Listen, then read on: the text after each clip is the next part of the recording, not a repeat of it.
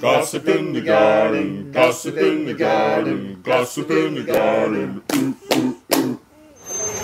We're here with the girls from Queens that came to New York City to see Des Bishop. What do you think of the show, girls? It's really funny, very funny. How funny was it? Was it funnier than me? Yes, much funnier. Couldn't be funnier than me. You haven't been funnier than me. We were supposed to do this interview before the show, and I got stuck in a lot of traffic on Delancey Street. So hence it's now, what are we?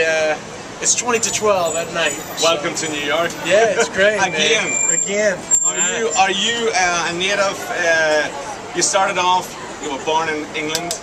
Yeah, but that's just complicated. I'm here since I'm 3 weeks old. 3 weeks old. Yeah. In America. Queens. Yeah. When did you move to Ireland?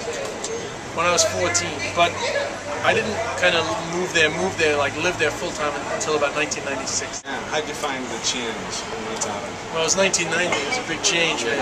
It's a big change from Flushing, Queens to rural Wexford in 1990, man. But it was fine, you know. It was very different, but it was fine. Rural boarding school, a lot of hard men. Still got the strap in boarding school. Yeah, were you this tall when you went to? I got tall, like literally just when I went there. I kind of shot up. I met a guy I grew up with. I'm meeting loads of people I grew up with now because of the show. And he said, I remember you went to Ireland and then you came back, you shot up, and all of a sudden you were good at basketball, because I was shit at basketball before I went on. But what happened was, all the guys in Wexford were so bad at basketball, I got confident. I started to believe that I was good, and then I came back with a bit of belief. How was the show, girls? Brilliant. Brilliant. Was it brilliant, or was it just brilliant? Brilliant. Where are you from? Dublin. Dublin. Are you living around here? Yeah. And what made you start Des Bishop? I saw him a little while ago.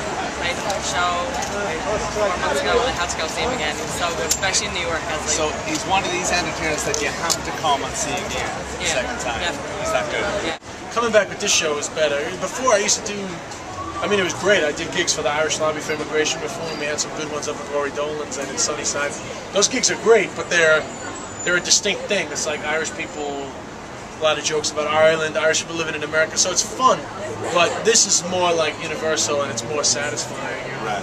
I think the show is a bit like more accomplished, like as a thing, you know. So it's been really great to have all the kids I grew up with come to the show, because it's more about our lives and the stuff that we experienced when we were younger. So on that front, it's good.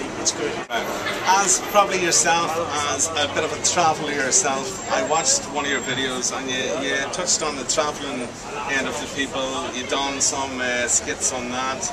On the travellers, like travellers. It was great. You went out and you done the working man's thing in a lot of places. Where the work experience. How did that come about? The work experience? Yeah. Well, you know, I've been doing comedy in Ireland for a while, and I've done a few bits and pieces on TV, but this woman in RT, Jennifer Griffin, she had this idea to turn, there had been a book written about it called Nickel and Dime, and she wanted to turn it into a television documentary, so she came to me and asked if I'd be interested in doing it. And I was delighted because I'd read the book. But then it was like, some of it was about minimum wage, but a lot of it was about Irish culture at the time. And I guess because I was like American, and I was like, had a few things I wanted to say, people responded strongly, not always positively, but strongly to my opinions about Ireland at the beginning of the Celtic Tiger, and you know, it was just one of those fluky things where all the perfect things came together. You hosted a gig. The International, yeah, that's still there. That's where guys start out, and that's still going, and that's where guys have to go. But I tell you, it's tough.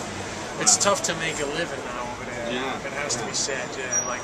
We're going to post everything that Des Bishop does. We're going to post where young comedians hopefully can go and start out, because Des has done it himself. And, my brother runs it now, so they'll be dealing with my brother if they're looking for a gig. Aiden. And thanks you guys for helping me promote the show. Tell me this, Des, before you go. Have you hit the peak of your career now that you've been on Gossip in the Garden? Oh, this is it, man. I've been waiting. I've been waiting all my career to stand in a doorway for light on a flip camera so I can get on Gossip in the Garden, man. You're a gentleman. This is the peak of my HTML career right now. Thank you very much. Thanks so much. Thank you. Gentleman. Sorry for being late.